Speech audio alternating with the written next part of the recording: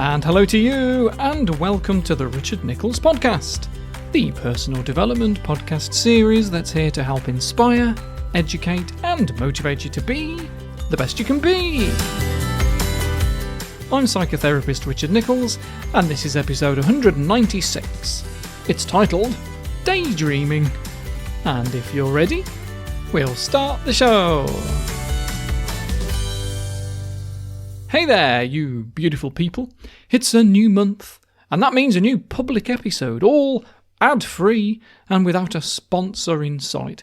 I do get regular emails from companies asking me if I would consider putting their adverts in, because this is a popular podcast series. I'm not going to put my teeth back in though first, but I'm not going to belittle it. It's been going for over 10 years now, and it does have a lot of listeners. And instead of adverts, I promote myself. The more that people listen to this, the more people might buy a copy of my book. Available in all good bookshops, folks, offline and online, so do please consider supporting me. Even if all you do is leave a glowing review on the podcast app, if you're allowed to. The Apple Podcast app does, and that's the one that most people seem to use, according to surveys anyway. So if you find my podcast useful, leave a review. It tells other people that it's worth their time listening, and it could do them good.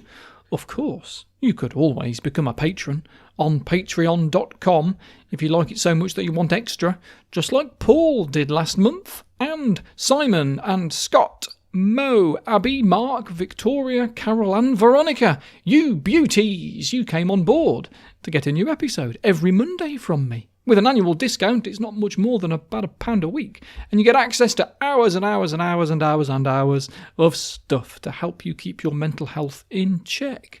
And the more people that do that, the easier it is to say no to companies that try to throw money at me for sponsorship, because I really don't want to fund this that way.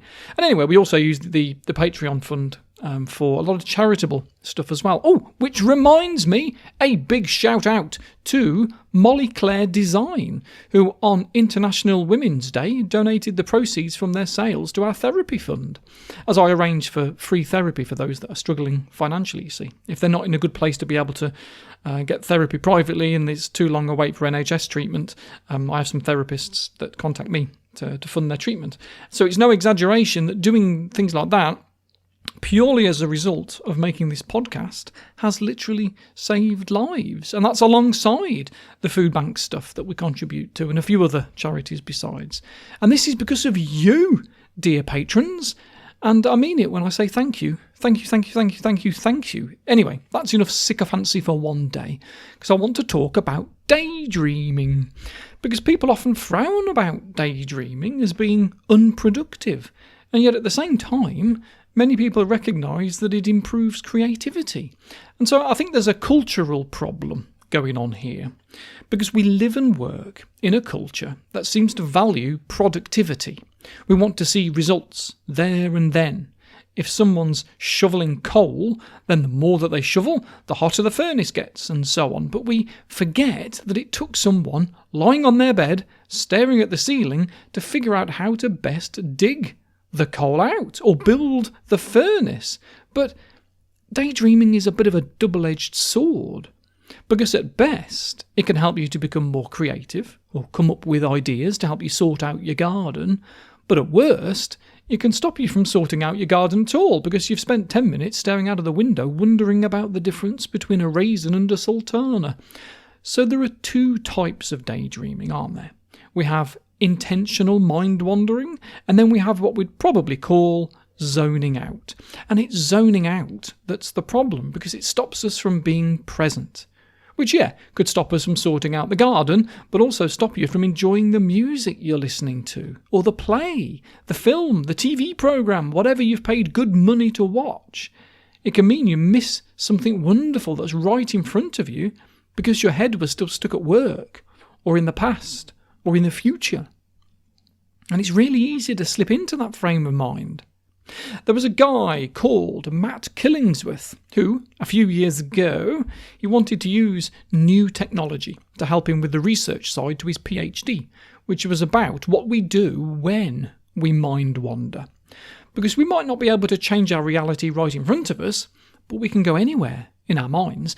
And Matt Killingsworth wanted to know if when we're doing something that we don't like, do we go to happy places in our mind when we wander? So he designed an iPhone app that messaged you at random times throughout the day and asked you 3 questions. Number 1, how do you feel? Number 2, what are you doing? And number 3, are you thinking about something other than what you're currently doing? The idea is that by monitoring how people's happiness levels go up and down over the course of the day, we can try to understand how things like what people are doing, who they're with, what they're thinking about, relates to those ups and downs in happiness. So we might be able to discover some answers to the question of what makes us happy. And he got hundreds of thousands of people taking part from all over the world and aged from 18 to 80, so it was really quite diverse. And the answers that came back were really quite revealing. Turns out, with only one single exception, there isn't an activity that people don't wander away from in their minds less than 30% of the time. They looked at 22 different activities, you see. Brushing your teeth and having a shower had the most mind wandering, with 65% of the time. Working was 50% wandering, and mind wandering whilst exercising was 40% of the time. And nothing got below 30% except having sex, which only included mind wandering 10% of the time. Which makes sense. But what doesn't make sense is how this relates to happiness, because what the research shows is that we are substantially unhappier when our mind is wandering than when it's not, which is a bit of a shame when you see how much we do it. Now you might look at this and say, okay, on average people are less happy when they're mind wandering. But surely when their minds are straying away from something that wasn't very enjoyable to begin with, at least then mind wandering is going to be beneficial for happiness. But you'd be wrong. Turns out, people are less happy when they're mind wandering no matter what they're doing. So in other studies, when you ask people about their least enjoyable activities, commuting to work is rated as something people say they enjoy the least. But in this big study, we find that people who are focused only on their commute, compared to those whose mind is wandering off to something else, are significantly happier. And this pattern holds for every single activity that they measured, even if they're focused on the least enjoyable things. A boring reality is still better than our internal thoughts. Weird. But what about that famous phrase, correlation does not imply causation? Does mind wandering actually cause unhappiness, or is it the other way around? It could be the case that when people are unhappy, it makes their minds wander. Maybe that's what's driving these weird results. But because this research was able to monitor people throughout their day at random times, we can look at the times they replied and compare before and after mind wandering took place to help us figure out the causal direction.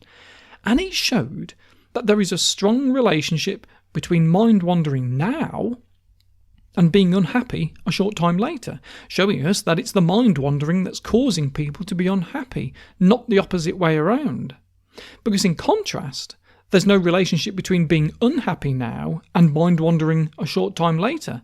Mind wandering comes before unhappiness, but unhappiness doesn't come before mind wandering. As if mind wandering is a cause rather than a consequence of unhappiness. Yet even when people are thinking about something they describe as neutral, neither a happy thought or an unhappy thought, they're still considerably less happy than when they're not mind wandering. In fact, even when they're thinking about something that they describe as pleasant, they're no happier than when they aren't mind wandering, even when they're just sitting on a train. But why? Why do we do it if it so often makes us feel worse? I think a big part of the reason is that when our minds wander, we often think about unpleasant things, our worries, our anxieties, our regrets. And these negative thoughts have a negative influence on our happiness levels. The lesson here isn't that we should stop mind wandering entirely. After all, our ability to revisit the past and imagine the future is really quite useful. And some degree of mind wandering is probably unavoidable, to be honest. But it does seem to suggest that mind wandering less often could substantially improve the quality of our lives. If we learn to fully engage in the present, we may be able to cope more effectively with the bad moments in the future and draw even more enjoyment from those good ones. Something that Buddhists and years of meditation traditions have been telling us, that we need to be in the now. And one funny little experiment once even showed us that the further in space and time our mind wanders, the harder it is to remember what we're supposed to be doing. It's called task amnesia. Walking into a room and going, what did I come in here for? That's task amnesia. So what these researchers did was simply ask people to memorise a list of words, and afterwards were told to spend a little time thinking about either their childhood home or somewhere they'd been very recently. Those that took their mind further into the past forgot more words than those that daydreamed to their current house, as if thinking about the past makes us forget about the present. But weirdly, in their second experiment, they asked participants that had been on holiday somewhere in the last 3 years to come forward. And they said it didn't matter whether they'd been on holiday domestically, locally, or internationally. And they did the same thing. Gave them a list of words to memorise, and then asked them to spend 90 seconds thinking about their holiday. Those that thought about a domestic, local holiday recalled more words than those that thought about being further away from home. And the weird thing is, we don't know why this happens. Why should it make a difference how far we travel in our mind when it's just a daydream? But it does. Some neuroscientists have come up with some ideas about the different areas of our brain that we use for what they call self-projection, which might make a difference. But for now, we just don't know. We just know that it does. But there's a time and a place, isn't there? If you're stuck in a traffic jam, it's probably great to wander off in your mind to somewhere, providing you go somewhere pleasant. If you go to your worries, your fears, your anxieties, then it's going to ruin the chance to enjoy some music on the radio or learn something new by listening to a podcast. But the thing is, this is the frustrating thing, mind wandering, accidentally zoning out, has actually been linked to creativity. The ability to let go of the present moment can actually be really good for us. And this is why we have to say, there are no rules about what makes a happy brain that we all have to follow.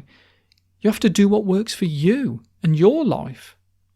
If you're an author, an architect, a handbag designer, then you might have to mind wander in the shower a little. You might have to stare out of the window and lose track of time at some point during the day. And the thing is, it's not during the mind wandering that we come up with our creative ideas.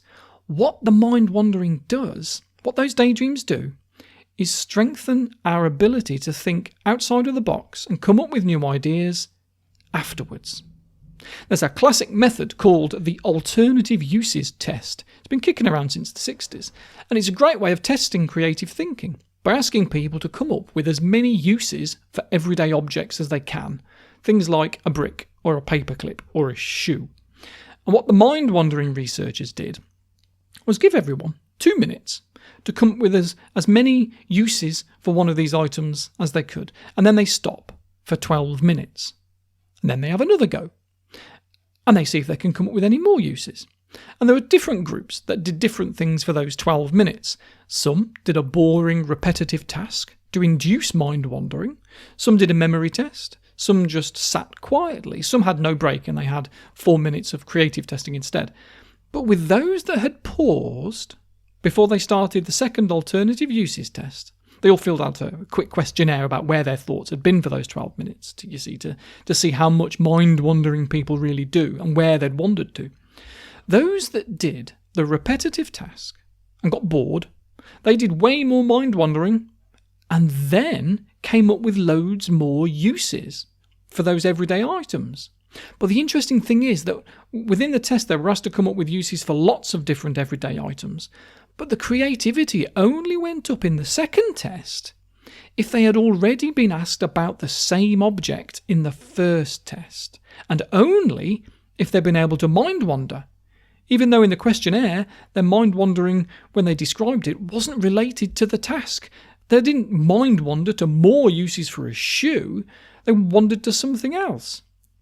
And they didn't show any increases in creativity with the new objects. It's as though mind-wandering, daydreaming, is an unconscious incubation period for the things we've been previously thinking about that then makes it easier afterwards to access our mental resources. Wonderful. I do wonder if that's why meditation and hypnosis has a knock-on effect on other areas of our life, aside from the topics we might bring into the session themselves with therapists, because we do see that. As a therapist, I see that a lot. Somebody will come into therapy to help with their, I don't know, what's an example? A fear of needles, and they end up leaving their spouse or quitting their job 3/4 of the way through the treatment plan, because in learning to mind wander in a healthy way, they've inadvertently learned how to trust themselves and their decisions. It's given them more optimism and positive expectation, maybe. Anyway, look at the time. If you'd like more content, do please consider becoming a patron at patreon.com. The link is in the show notes, as well as splashed all over my website. The content on there might not completely replace one-to-one therapy, should you need it, but it'll give you a good head start, that's for sure. So you go and do that if you like, and I'll be back before you know it. Take care, folks.